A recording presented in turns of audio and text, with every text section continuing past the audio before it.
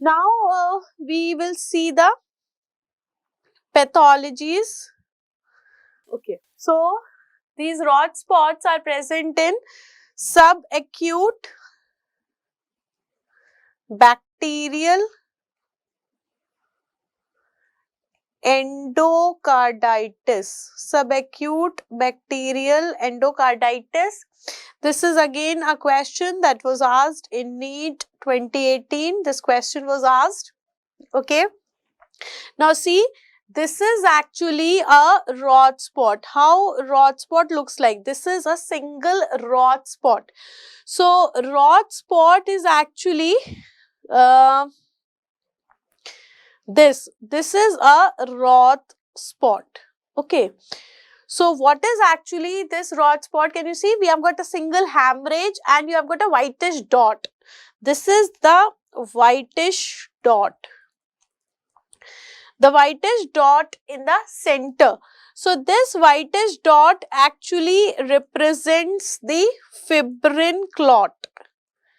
This represents the fibrin clot, while the Roth spots represents the multiple superficial hemorrhages with this fibrin clot or a whitish dot in the center. So when you are having multiple superficial hemorrhages with a whitish dot, that is your fibrin clot in the center, this is called as Roth spot. The Roth spot is found in subacute bacterial endocarditis due to the retinal hypoxia. It is present due to the retinal hypoxia. So whenever a patient of bacterial endocarditis is actually admitted in the medicine ward, they will always request the fundus view in order to see that if retinal hypoxia is taking place and whether you have Roth spots. So this is the integration. You can get an integrated question on medicine and ophthalmology pertaining to these Roth spots. Then after this, the second is your vitreous hemorrhage.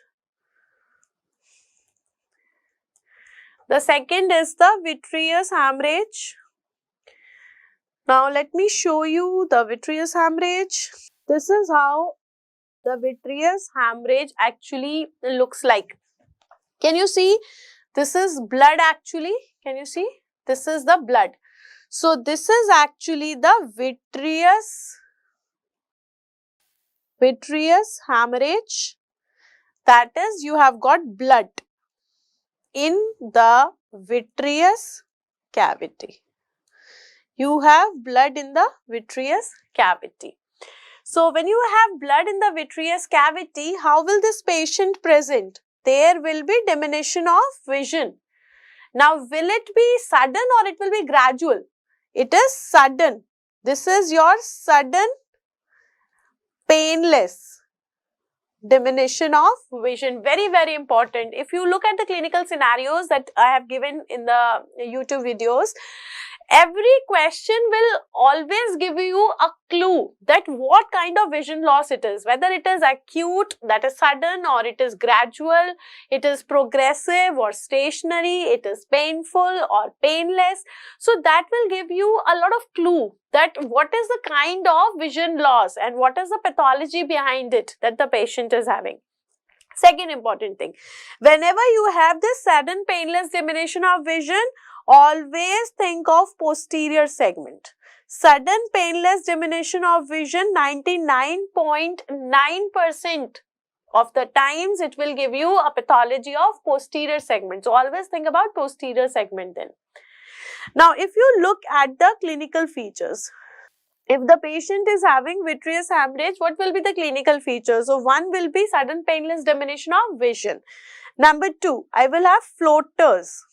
I told you floaters in the Uveitis also, the patient will see the black spots. Whenever you have something, abnormal, it can be abnormal cells or it can be blood in the vitreous cavity, clumps are formed in the vitreous due to the clumping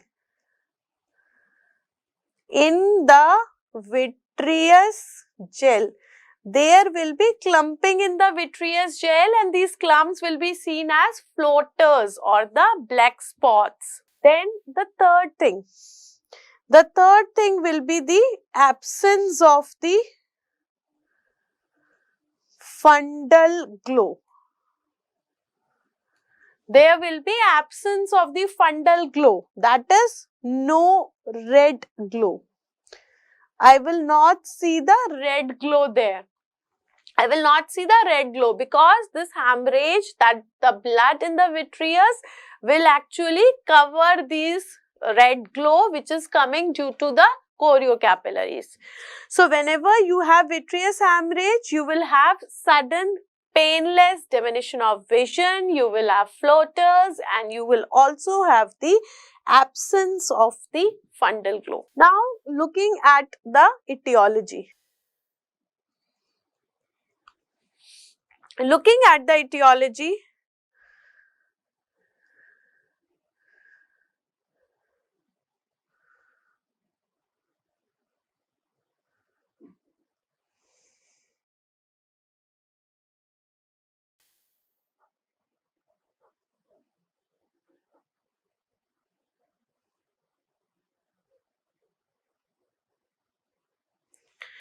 so if you look at the etiology of the vitreous hemorrhage, let me see how to do it. Okay. There are two kind of etiologies. If you look here, the most common cause of the vitreous hemorrhage. So, if they ask you the most common cause of vitreous hemorrhage, then the answer is spontaneous. That is, like, most of the time you do not know what is the exact cause. So, that is spontaneous. This is followed by the trauma. This is followed by the trauma. So, the most common cause of the vitreous hemorrhage is spontaneous. So, most of the time you do not know what is the exact cause, followed by the trauma in the known cases. Now, another question is most common cause of the recurrent vitreous hemorrhage. Now, obviously, if the vitreous hemorrhage is occurring, repeatedly, then you have to think about certain pathologies. So, in that case, I can think of two pathologies. If it is a young individual, then it can be the Eales disease. And if it is an elderly person, then we have to think about the PDR. Then you have to think about the PDR. PDR means the proliferative diabetic retinopathy. I'll be dealing with this proliferative diabetic retinopathy at large. So, whenever they are asking you the etiology of the vitreous hemorrhage, see whether they are asking you just the vitreous hemorrhage or whether they are asking you about the recurrent vitreous hemorrhage. The recurrent vitreous hemorrhage, in the young people, we have the Eales disease, and in the elderly people, we have the PDR. Now, what is this actually Eales disease? Eales disease is actually occurring due to the hypersensitivity reaction.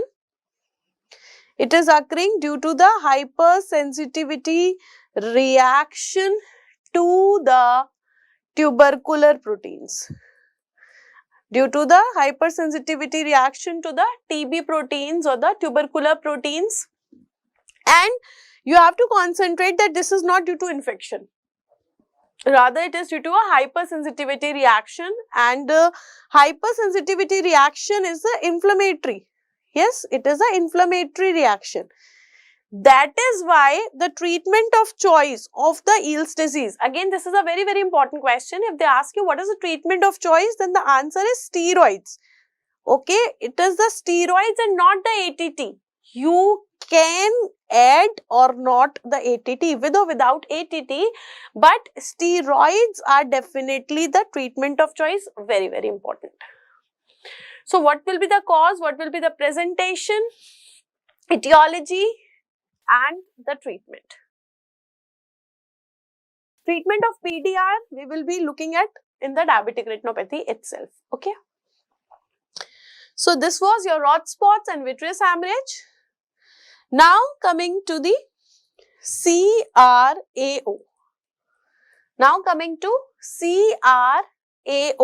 This is your central retinal arteriolar occlusion. Central retinal arteriolar occlusion, it is a very, very important condition. Central retinal arteriolar occlusion. It is a ophthalmic emergency. It is a ophthalmic emergency. Why it is an emergency? Because central retinal artery is a dividing into the 4 end arteries. The central retinal artery divides into 4 end arteries. There will be no collaterals. So, if there is occlusion in the central retinal artery, you will not get the blood supply. You will not have anastomosis, you do not have collaterals, and that is why this is a emergency condition. Most common cause. Most common cause is thrombosis followed by the embolism. So, mostly it is the thromboembolism, a clot, plaque, atherosclerosis, a cholesterol plaque, all these things are responsible for the occlusion of central retinal artery. In 80% of the cases, it is the thrombosis, while in 20% of the cases, it is the embolism. And you know that these conditions are more common in males more than 50 years of age. So, we are expecting the central retinal arteriolar occlusion. We are expecting this central retinal arteriolar occlusion after 50 years of age, especially in the males. And this thromboembolism is actually taking place due to the cholesterol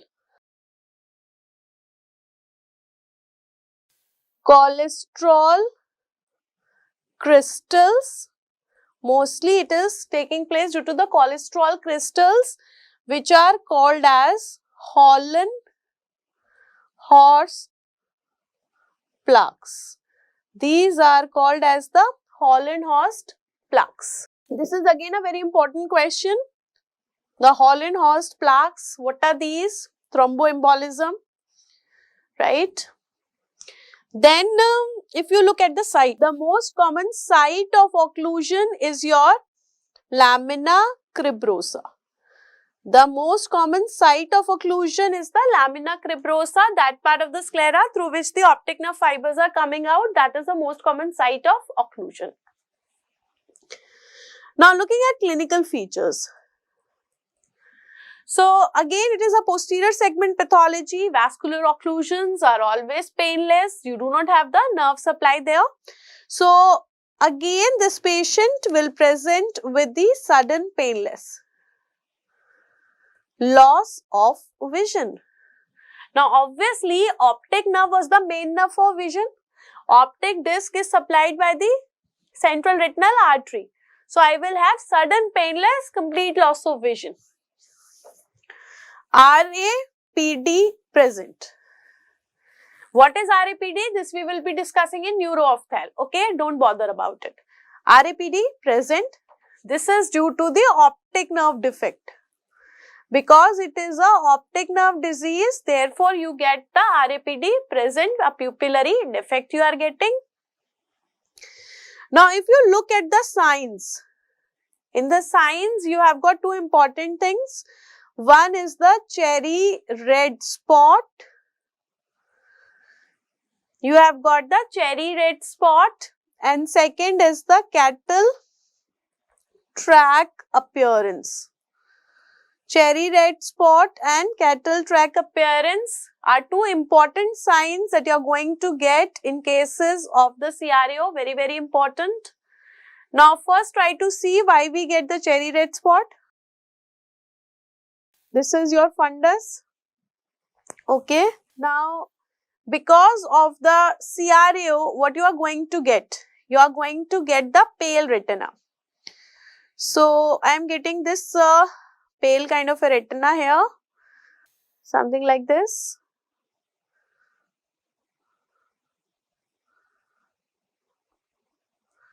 Now, because we are having the CRAO, you are getting the pale retina, okay, and this is yellowish in color. So, this becomes milky white in color. This is becoming milky white in color. Why it is milky white in color? Due to the exudate collection. Due to the exudate collection in the ganglionic cell layer. GCL means ganglionic cell layer. Now, do you remember that this ganglionic cell layer was not present in fovea and fovula? So, this ganglionic cell layer is absent in the fovea centralis, right? It is absent in fovea centralis. So, no exudate collection in fovea centralis. Therefore, what happens? The fovea continues to shine red because there are two reasons. First of all, this fovea centralis ganglionic cell layer is absent, and the second is that it is supplied by the choriocapillaries. It is supplied by the choriocapillaries.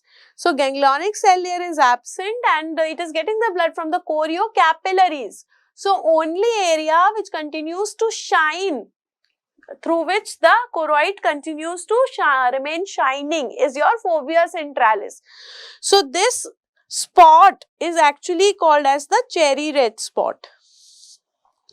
So, this cherry red spot is actually not pathological, it is rather normal. It is the only area through which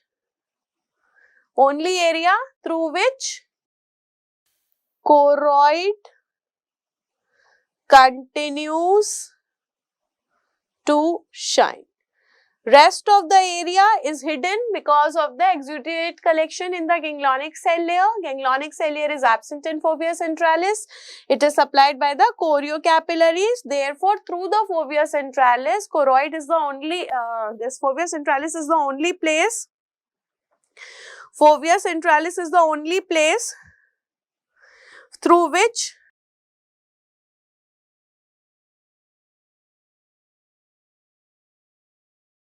Therefore, the fovea centralis is the only place through which the choroid continues to shine. This spot is called as the cherry red spot. So, very, very important. Why do you get the cherry red spot? Now, another important thing is your DD of cherry red spot. Where do you get the cherry red spot? What is the DD of cherry red spot? The DD of cherry red spot is the cherry trees never grows tall in sand and the mud. Cherry trees never grows tall in sand and mud. This is C for CRAO, T for Tay-Sachs disease, then N for Niemann-Pick disease. Then you have G. G is for gangliosidosis. And also we have Gaucher's disease. Then we have T for trauma.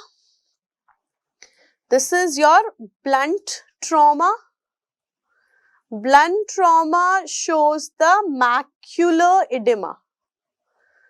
Blunt trauma shows the macular edema. Where you get this cherry red spot? It is also called as the Berlin's edema. It is also called as the Berlin's edema. Then you have this sand. This is your Sandhoff disease. And then we have mud. This is your metachromatic leukodystrophy. So this is a easy way, a mnemonic for learning the DDs of cherry red spot. Very, very important. Every other time you get the question related to it. So these things are there. According to the other features also, you will calculate and you will reach to the final diagnosis. What is the exact cause of cherry red spot here? Now, another important thing is that this Gaucher's disease. Gaucher's disease actually shows the pseudo cherry red spot. So, whenever you have to decide that which one to choose and which one to leave, you have to keep this in mind that the cherry red spot that you get in cases of Gaucher's disease is not a true cherry red spot.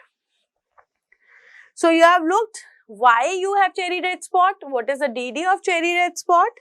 Now, we'll try to treat it. Number 1, you have to do the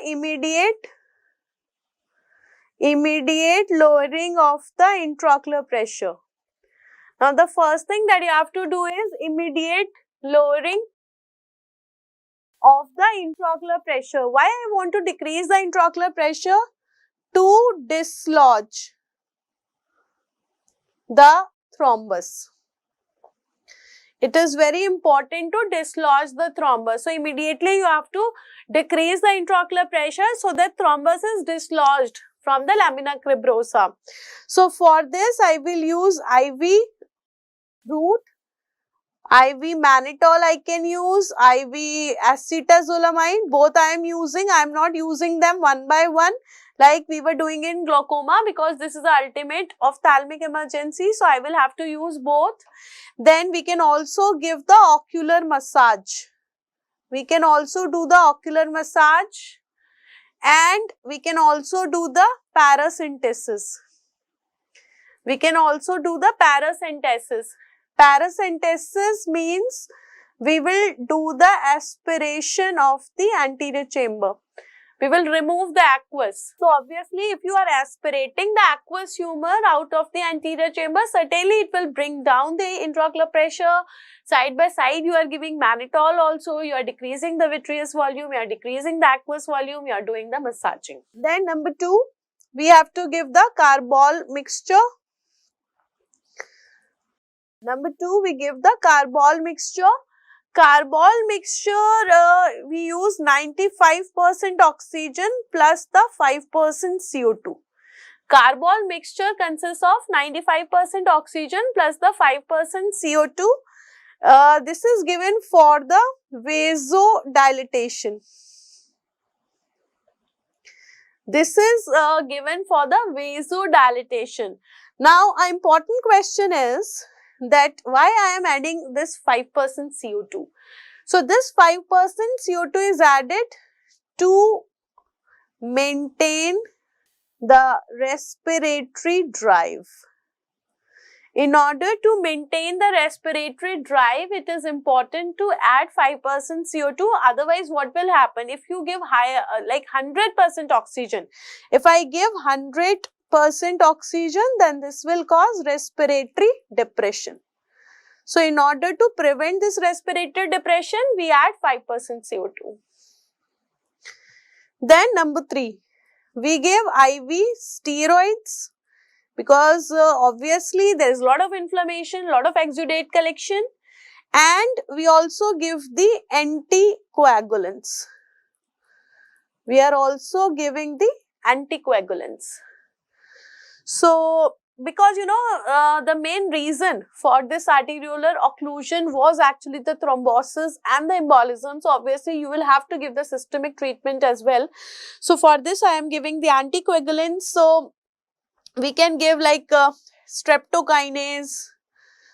We can use the streptokinase, or we can give the urokinase or tissue plasminogen activator, that is TPA we can give. Tissue plasminogen activator also, or we can also do the embololysis. We can also do the embololysis. So all this systemic treatment. So I think whenever the patient has CRAO, the ophthalmology people, the emergency critical care people, medicine people, all are actually treating them combinedly. And because the patient first usually appears with us because of the sudden loss of vision, but we will have to give him multi-systemic therapy, otherwise there will be a problem, right? So I think this is clear. Is this very, very clear? So this was your CRO. Now coming to the next, that is your CRVO. Now after the CRO, we have CRVO, that is central retinal venous occlusion. Central retinal venous occlusion it is. So this is actually less severe, but it is more common than the CRAO. If you compare it with CRAO, it is less severe. And this is always, nature's balance, that the less severe things are more common and the more severe things are less common. Because if more severe things occur more commonly, everyone will be sick only and busy in the hospital only. So this is the balance always going on. Now, if you look at the types of the CRVO, we have got mainly two types. Non-ischemic variety, we have the non-ischemic variety, and then we have got the ischemic variety. Non-ischemic and ischemic variety. Now, as the name is suggesting, the non-ischemic variety will only show the mild changes. So this is going to show only the mild changes. If I talk about the hemorrhages, or if I talk of the edema or the tortuosity, all these things will be actually mild. Okay. So therefore, there will be no treatment that is required. So most of the time we do not require any treatment. Most of the times, collaterals are established, so there is no ischemia in the retina. But when these changes are more severe, so when you have severe changes, okay, you have got like severe edema, you have got severe hemorrhages, you have got severe tortuosity. So everything is severe. So if everything is very, very severe, then what will happen? You will have lot of ischemia.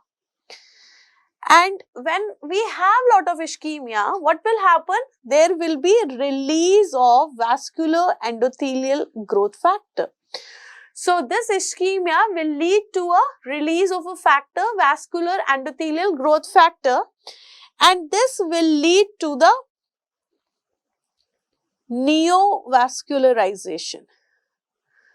This will lead to neovascularization, and that is why, if you remember, we were having the neovascular glaucoma also. It is in the ischemic variety of the CRVO that we have lot of, release of this vascular endothelial growth factor that is actually leading to the neovascular glaucoma.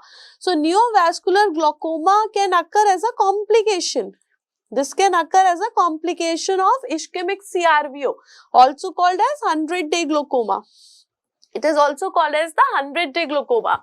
So what is happening whenever, you have lot of neovascularization, there will be what you called as the vitreous hemorrhage. So because, the new blood vessels are very, very fragile and they are very quick to bleed. So you have lot of vitreous hemorrhage in the fundus. So this gives you the typical splashed tomato. This gives you the typical splashed tomato appearance. So while we were having the cherry red spot in the CRAO, we have the splashed tomato appearance, thunderstorm appearance, ketchup sauce appearance, means as if the tomato has been squeezed over the fundus, whole of the fundus is red. That is called as the splashed tomato appearance. So obviously this will require the treatment. So what treatment I can give? Laser photocoagulation. So I will have to laser the vessels which are bleeding so that they stop bleeding. So I will give laser photocoagulation. So this is your CRAO and CRVO. CRAO and CRVO. Is this clear to everyone? You can identify the CRAO and CRVO. See this one. This is your cherry red spot. Can you see the pale retina? Surrounding retina is pale and we have got one area which is still red. So this one area which is still red, this is your fovea centralis where the choroid is still shining. So this is CRAO. While if you look at the other thing, this is your splashed tomato appearance. Can you see whole of the retina is just red? This is your splashed tomato appearance and this is found in ischemic CRVO. Ischemic CRVO. Right? One thing I omitted, I forgot to tell you, there was one more sign here, that was your cattle track appearance. So you can write at a space if you are left or you can note down somewhere, I forgot to tell you that. So what is actually the cattle track appearance? You also get the cattle track appearance in the CRAO. So this is actually the segmentation of the blood column in the veins. Whenever you have arteriolar occlusion, you will get the blood in the veins which is segmented. Suppose I will use the blue color to show you the vein. Suppose this is your vein. Then inside the veins, there is actually segmentation of the blood. So this appearance is called as the cattle track appearance. This herd of cows or sheep or goats, they are passing through the forest, they are like herd, they are going, so it is giving you the same appearance. That is why it is called as a cattle track appearance. And another important thing is that the retinal hypoxia time. Retinal hypoxia time is the 60 to 90 minutes.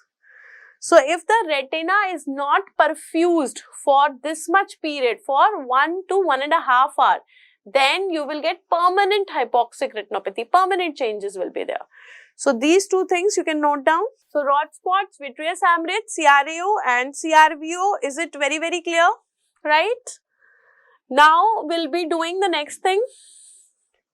Have you written this? Now we'll be doing the next thing and that is your hypertension retinopathy. Hypertension retinopathy. So all those people who are having, chronic hypertension, like BP is more than 140/90 for such a long period, these people can show you the changes of retinopathy. So what is the earliest sign? The earliest sign of the hypertension retinopathy is the nasal angiospasm. It is the nasal angiospasm. Nasal is the quadrant. So first to obtain is in the nasal quadrant. Angio means the vessel and spasm means the thinning. Thinning of blood vessels, first in the nasal quadrant you are going to get. This nasal angiospasm that you are getting, this nasal angiospasm is directly proportional to the severity of the hypertension. So, if I am having more severity of hypertension, I will have more nasal angiospasm. If I have less, then I will have the less angiospasm. So, this is directly proportional. Now, this was your first change. Now, coming to the second. The second is the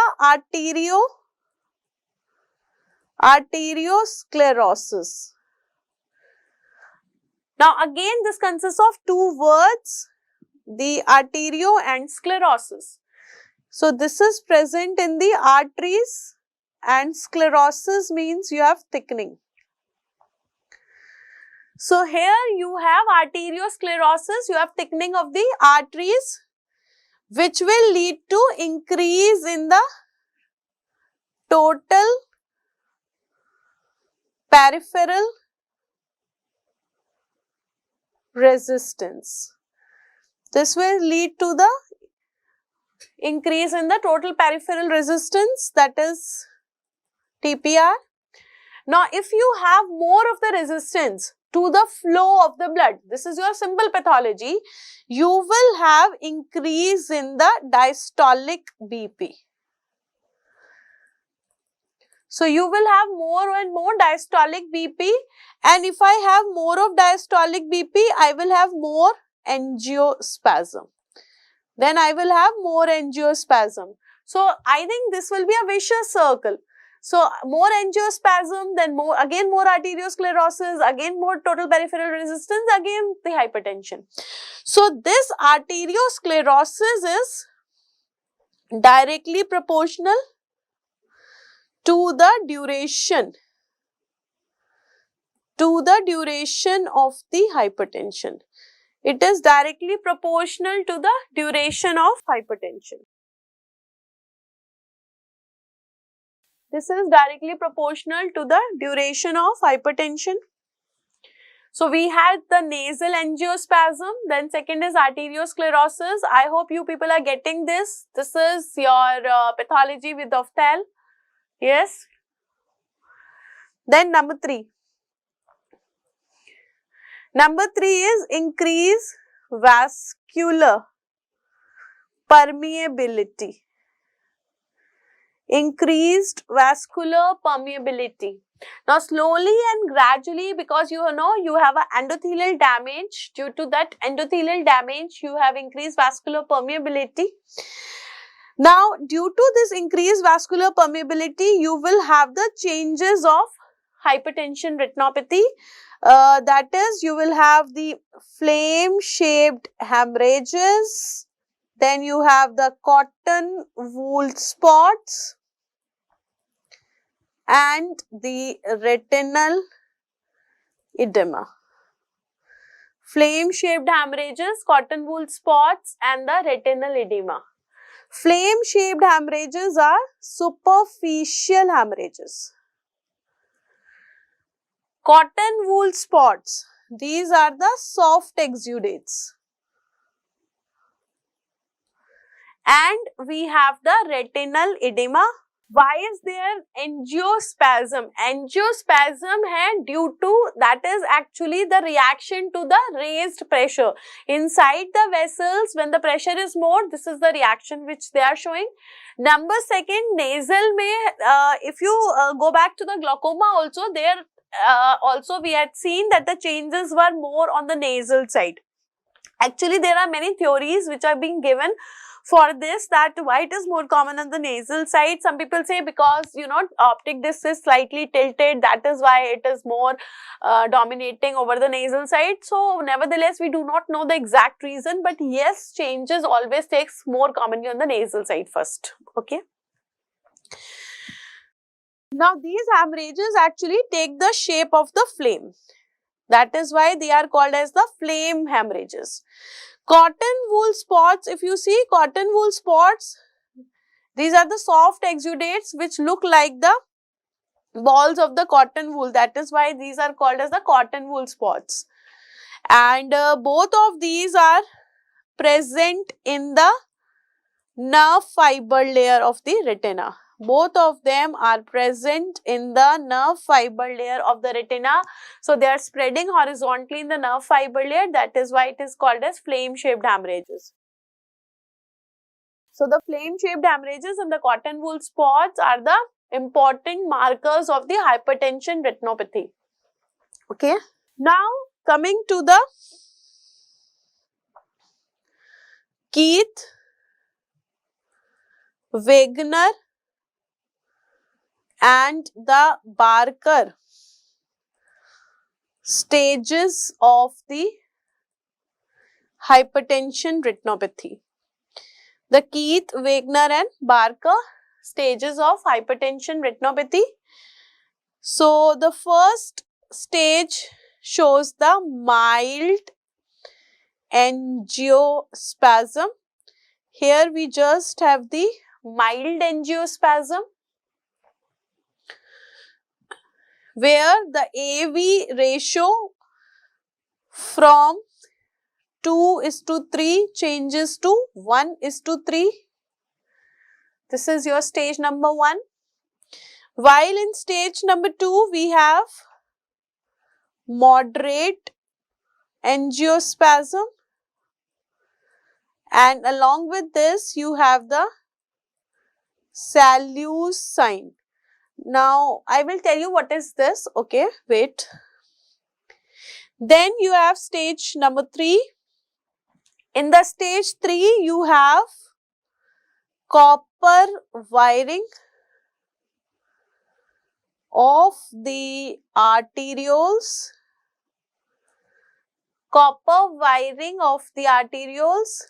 plus the grade 2 changes, plus you have gun sign and bonnet sign.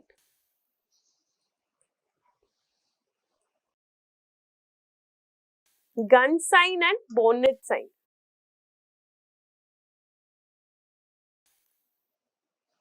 So what is a normal AV ratio? Then it is changing. Where do you get the Salus sign? Where do you get the gun sign? Where do you get the bonnet sign?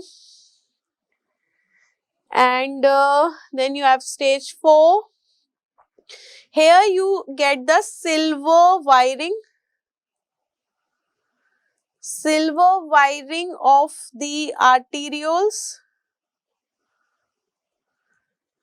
Silver wiring of the arterioles we are getting.